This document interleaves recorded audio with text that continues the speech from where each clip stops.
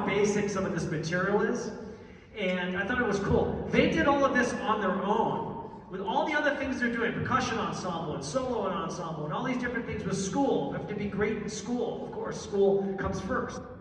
But you're adding in all these things as well as this clinic, so I'm really impressed. But I thought it'd be neat to not be over-rehearsed, so you could see how I actually would teach these guys if I was their instructor. And that's really what this clinic is going to be. And at the end, we're going to bring Gold Spike up here. Is a Gold Spike drum line here somewhere? There they are. So we're bringing them up, and we're going to do a mass drumline thing at the very end. Okay, so that's basically what we're going to do. So let's jump into it. The biggest thing, let's just start at ground zero. Ground zero is, and you're going to follow my lead, everybody.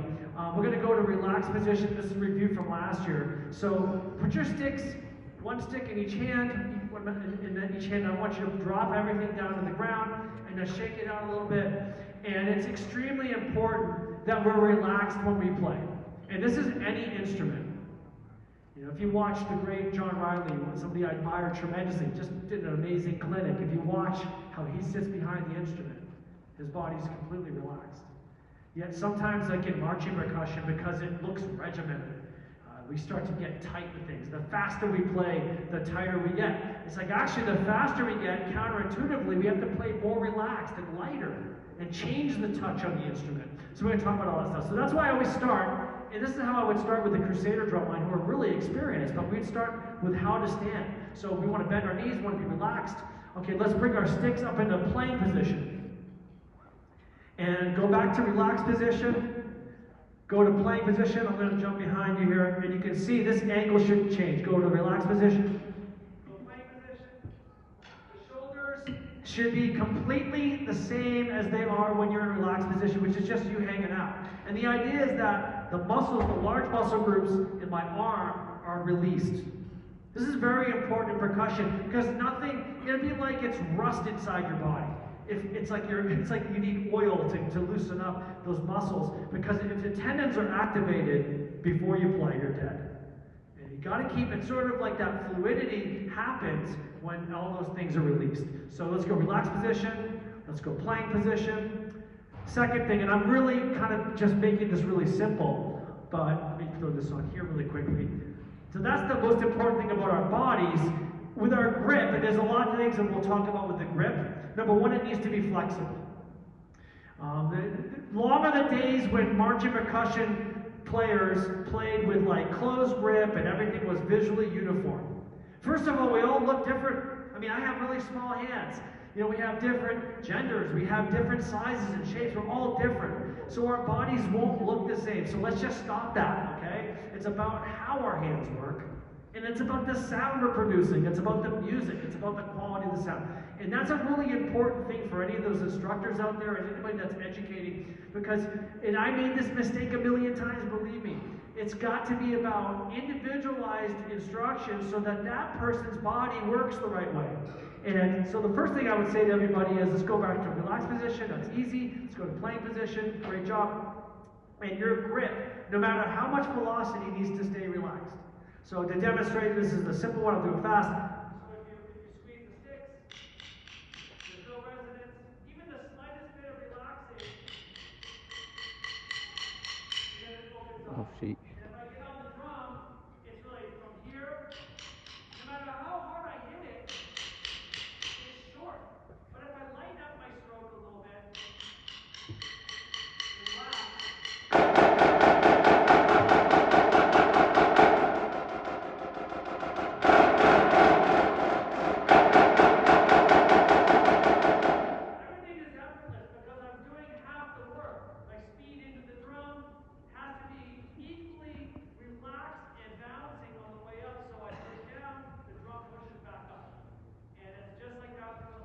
We all know that analogy of bouncing a basketball is percussion, and it's really important because arm, wrist, and fingers, that's how you play. Now you use different degrees, right? So if I'm playing something big and open, something like a 5-lick roll, I might use more arm and a little bit more of all those elements if I'm playing higher.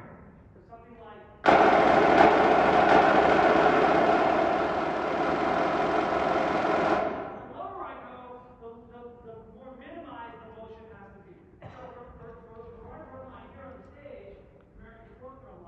Let's put our sticks up like that.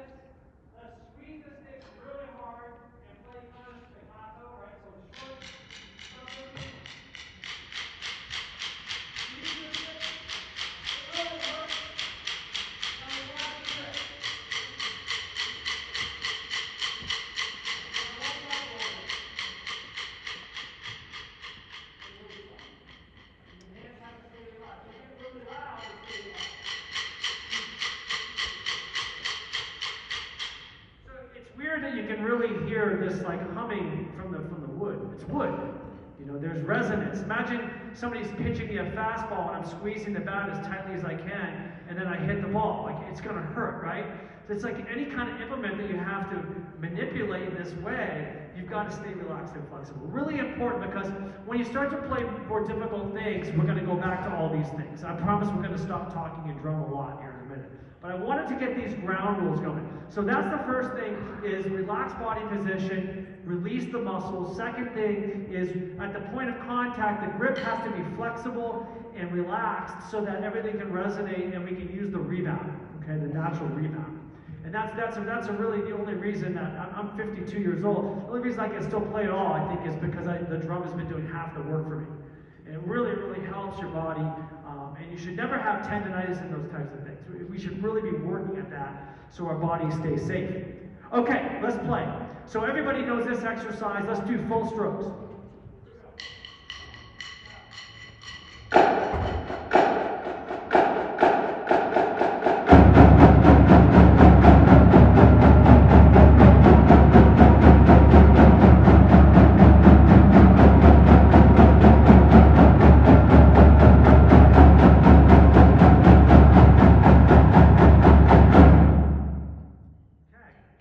Give it up. I'll do a quick clap.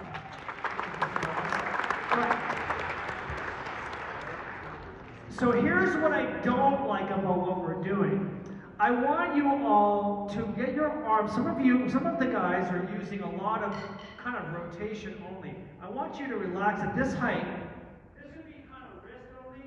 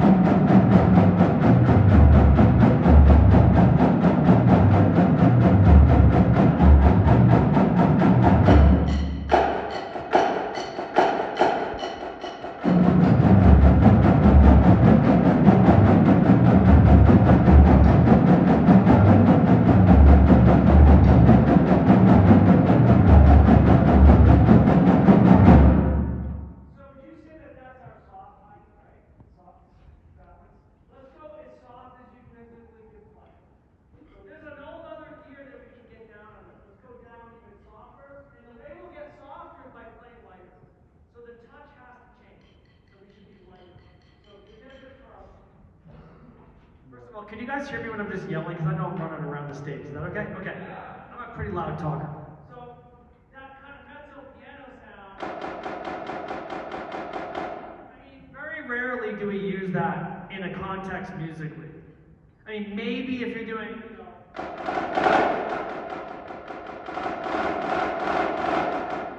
something really articulate. But most of the time, we're in this range.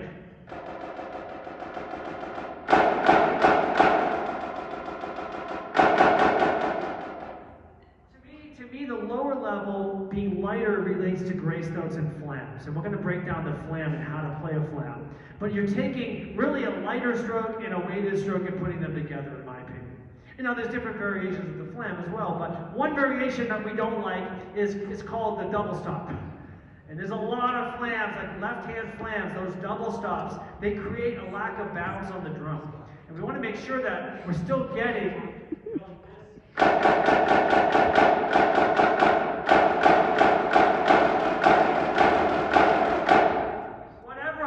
between those flams, you still hear a chop. And that is a nuance that's really important. So let's go to work on that. Let's play that 8 on a hand again, and let's go down to absolutely nothing and relax your grip. Okay, relax everything and lighter.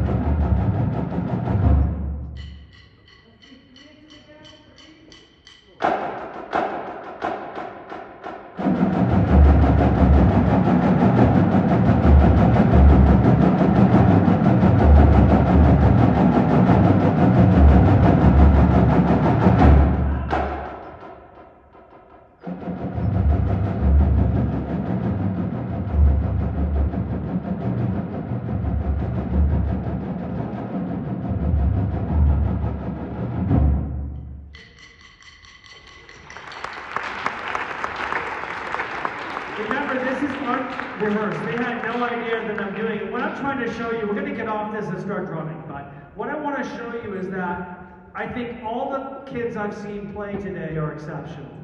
The next level, the next gear, is the difference between that mezzo piano and piano. That range of musicianship, that's the future of the best drum lines. That's the area of control and musicianship that's going to put this thing into another place as an activity. And that's why I wanted to show you that, because you can feel it. It's a challenge, isn't it? And when you start playing the advanced flam rudiment stuff, that's all coming into play all the time. So it's an interesting thing to point out, and it's an area that we often write those at the ends of decrescendos and at fast rolls. That's where you're really living in that area of relaxation. Good for you. Let's move on. Let's move on. So those are single beats. Let's just demonstrate crescendos and decrescendos. Just because I think it's important to point out we use all the dynamics, right? So let's do crescendos first. Go ahead. Why don't you tap it out for me? Say that again. Give the instruction. You guys good with that? So we'll do both in one variation. Go ahead, tap it.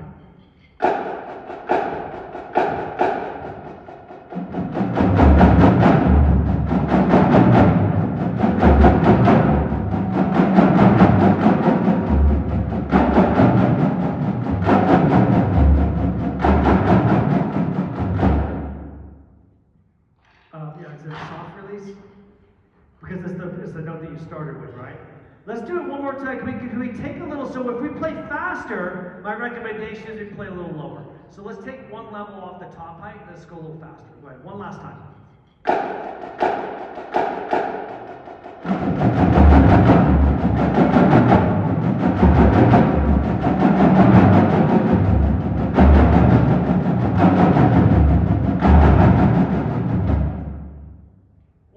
Really important too, the bass line are crushing it back there, so the bass line's doing the dynamics too with a split point, right? You're doing 16th notes to that, so it's really cool to see that they're also doing the dynamics, which I highly recommend you bass drummers that we do the full range of dynamic, right? Excellent job. Let's go play bucks. And the reason I want to play this, I just want to talk about downstrokes for a minute. The idea of like starting in the up position and ending down, right? So anything that we have, I mean, how many downstrokes do we play? Lots of them in music. But one thing that we do a lot of times, we get back to that squeezing instead of this. Not this.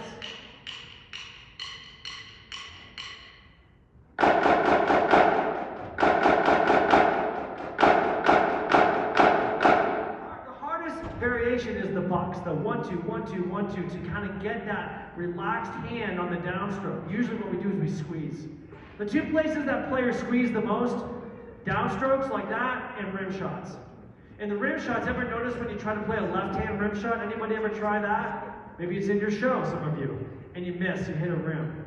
It's because your grip gets tight. You squeeze naturally too much instead of letting the stick relax and find where that shot is, right?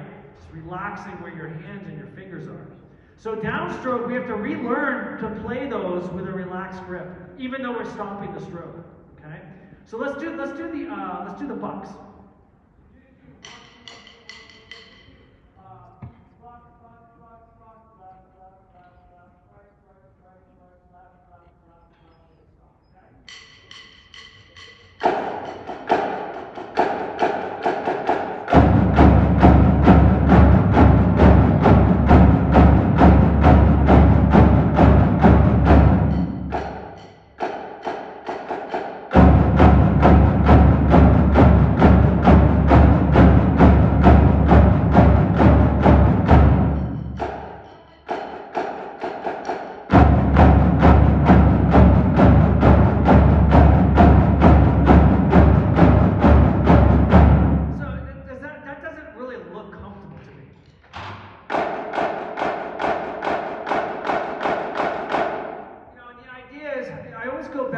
best friend in drumming, which is 8 on a hand.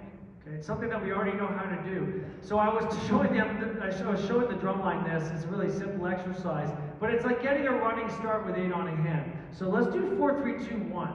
So the last variation will be bucks, but we're going to train the muscle memory to start with something that we can bounce. So it'll be. The last note of each grouping is the downstroke. So I'm tricking my hand into not squeezing too much. But I also don't want to take away the sound quality. So there's still weight, but I'm relaxed. So it's.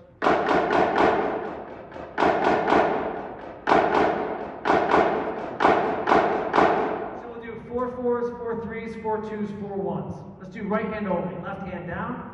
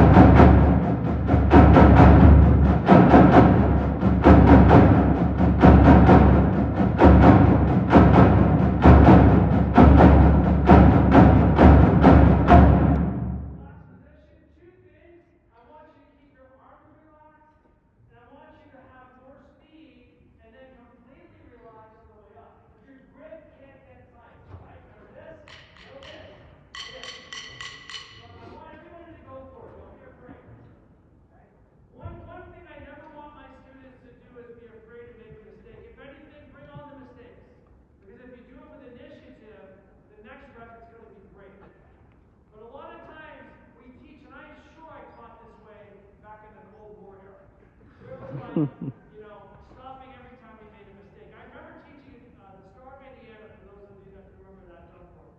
I was teaching, it was my first teaching year ever. And all I did was cut every time there was a mistake. And all they did, it was like they were in a torture chamber. And I think it's important to get the students to not be afraid to go for it. You have to always have that initiative, because we can always fix it with the right intention. So can you guys try it again?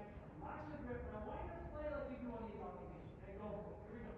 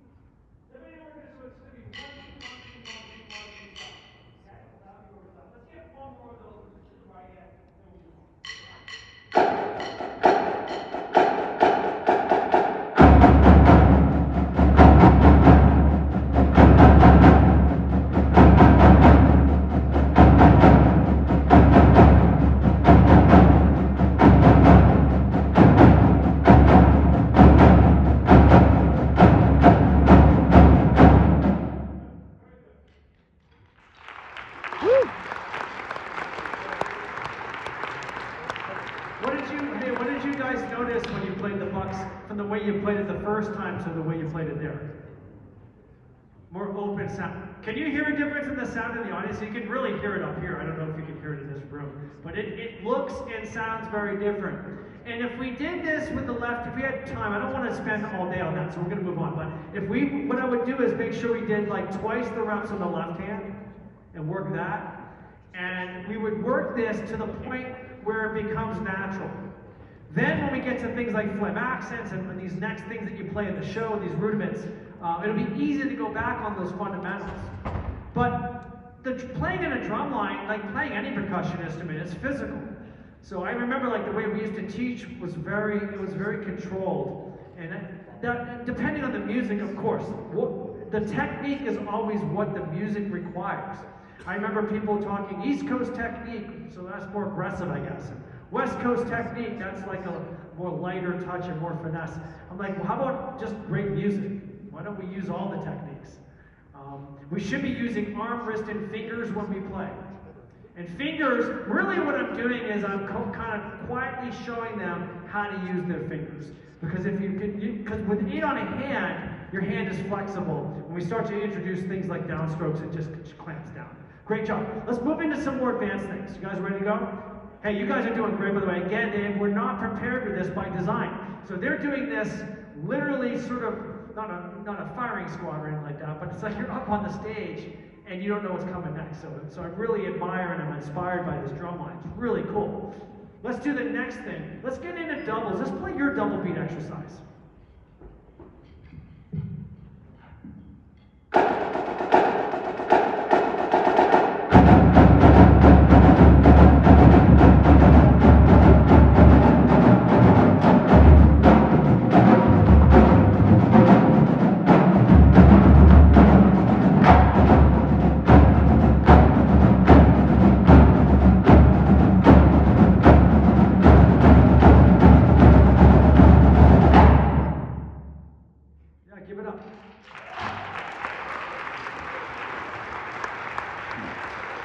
I'm sure it's nice for the American folk drum line to play an exercise they know.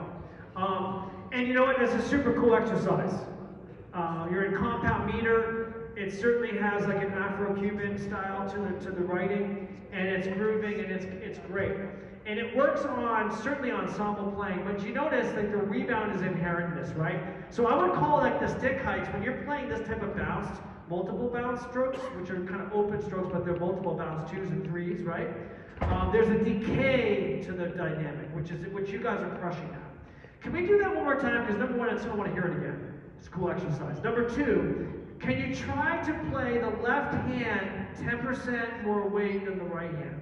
Because what's happening is the right hand's got this beautiful weight, the left hand sounds thin. Okay, try it.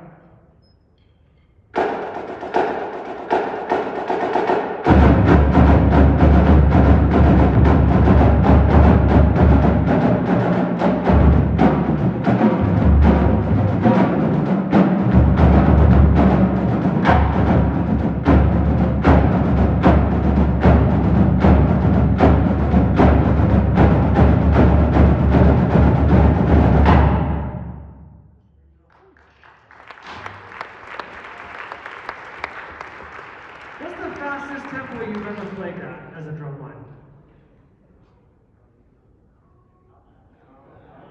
200?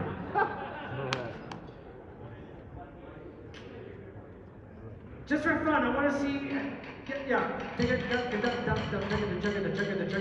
we're going to take, when we go faster, the two parameters for playing faster, take a little bit off the height of rise, okay, right? So drumline, take just like about a half an inch or a half a level off the dynamic, and let's lighten it up a little bit, right?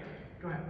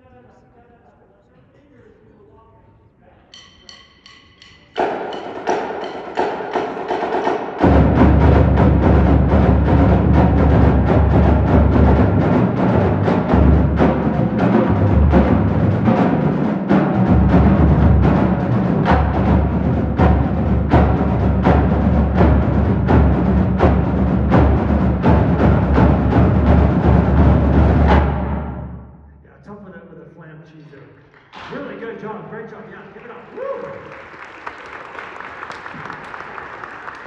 You know what's really cool about working with you all on stage here is that you're able to make adjustments very quickly. That's how well trained you are musically and how hard you've worked as musicians, right? I can say play heavier, play lighter. I can say use more finger. Did you notice that you weren't bouncing those? So I recommend you keep playing that faster, but that exercise can only really go so fast. That's why we're going to do digits later.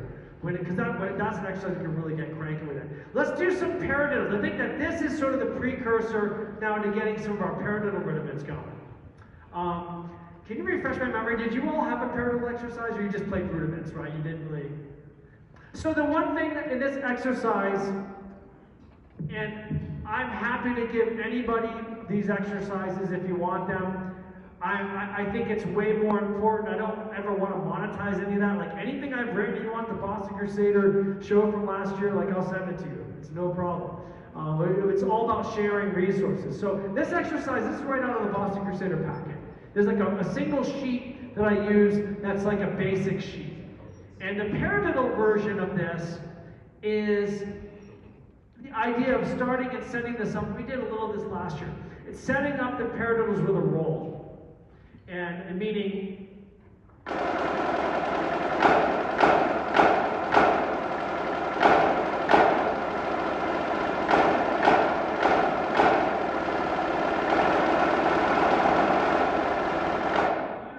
I using the idea of like a double stroke roll to try to get the paradiddles to go faster. Because I was taught the paradiddle rudiments really as downstrokes.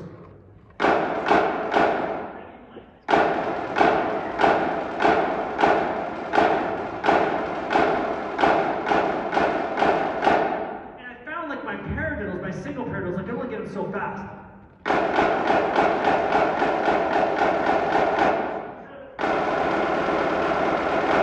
Once you can kind of get that roundness of quality, you know, really you're kind of playing this.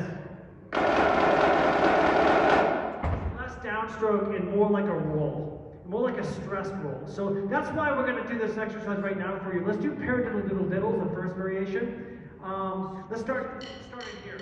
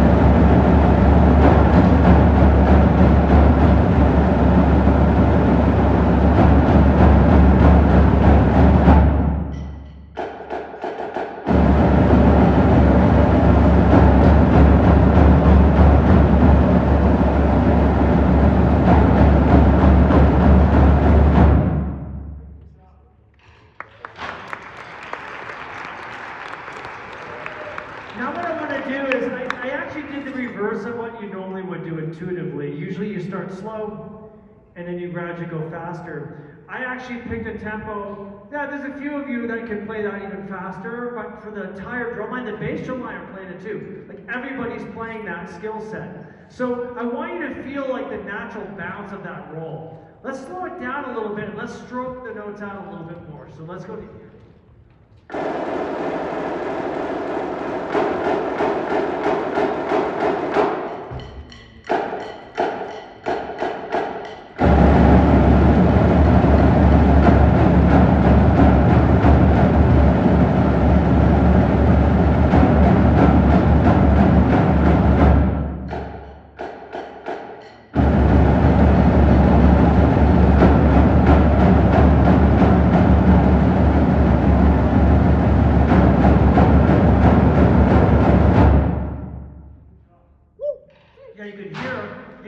Excellent work. You could hear that the excellence level player to player was better, and it was not that much slower than what they just did a minute ago. And I think that a lot of times we try to play tempos that are a little bit too conservative, and it'd be like the idea if you were trying to, run a marathon or something. I wouldn't just run 3 miles a day until the marathon. I'd have to push the amount that I was running to get myself built up physically to the place where I could do an entire marathon. And I think if you want to learn to play faster, it's not just strength, it's not brute strength at all. It's flexibility, it's dexterity, and it's muscle memory of many repetitions, but you have to practice a little by the point of breaking, right? And then over time, like you all did this as an assignment, just 5 minutes a day, you pushed it for 5 minutes kind of without stopping, and then you put it away. And you did that for a week. And then if you did it for 4 weeks, like by the end of the month, you'd be like, it'd be really easy for you. So the idea is definitely to take these things and don't stay comfortable. If you're comfortable, you're not really improving, which is that thing I was saying earlier that I think the drumline culture has improved in this. I think we used to be a very mistake-driven society. Everything was competition first. Everything was about not making error. And when you try to not make error, you don't make music, you don't grow, you hide. And again, I say these things as a guilty party. That's how I was taught many, many years ago. So breaking out of that is a great thing. And your generation, this younger crew of students, they're exceptional. They're way better and smarter than my generation ever was. And you can do way more things than we could ever do.